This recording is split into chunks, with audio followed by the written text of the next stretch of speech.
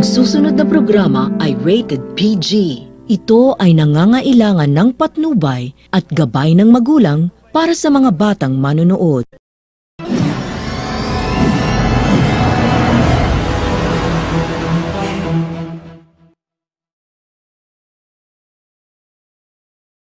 Hello guys, magandang tanghali po sa inyong lahat, sa lahat po nanonood ng aking mga vlog, sa lahat sa tanghali pong ito. Ako po ay narito ngayon sa Ollie's Canteen dito po sa Barangay San Roque, Santo Tomas City, Batangas, na kung saan po ako po ay kakain ngayon ng bat and ball with 2 rice.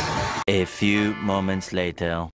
So ayan po yung mga kasabay ko sa pagkain sa mga oras na ito na hindi po kami magkakakilala, pero dito po nag-ipon-ipon para po kumain dahil dala na po ng gutom at kinakailangan na pong kumain. Dito po sa Ollie's Canteen sa Barangay San Roque, Santo Tomas City, Batangas. So yan po, at narito po yung bat and ball na aking in-order. Yan po, mainit po yan at talagang ito po ang dinadayo ko po dito sa Ollie's Canteen, yung bat and ball. Kain po kayo! A few moments later. So yan po yung order ko na bat and ball sa mga oras na ito at may kanin po. Masarap po yan. Yan po ay dito matatagpuan sa Ollie's Canteen, Barangay San Roque, Santo Tomas City, Batangas. Pag ikaw ay patanawan, ay ito po ay gawing kaliwa, at pag ikaw ay Santo Tomas, ay ito ay gawing kanan. So yan po yung mga kasabay ko ngayon sa pagkain. Sila po yung mga order.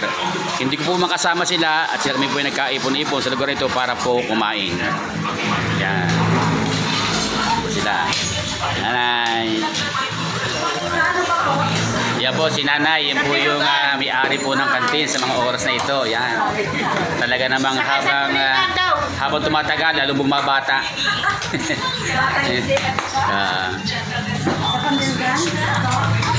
So yan po kanilang order, tulingan. Yan. Yan po, at ito po sa magtatanong at magko-comment kung saan po matatagpuan itong bilihan ng bat and ball. Ito po ay dito sa Barangay San Roque, sa Ollie's Canteen, Barangay San Roque, Santo Tomas City, Batangas. Malapit po dito sa may boundary o pagitan ng tulay ng Tanawan at saka San Roque. So yan po, at magandang araw po sa inyong lahat. Ito po ang inyong kaibigan, kabayan, kabalikatan, Kuya Gamakata ng Santo Tomas City, Batangas. Please subscribe my YouTube channel, Edgar Makata Vlog.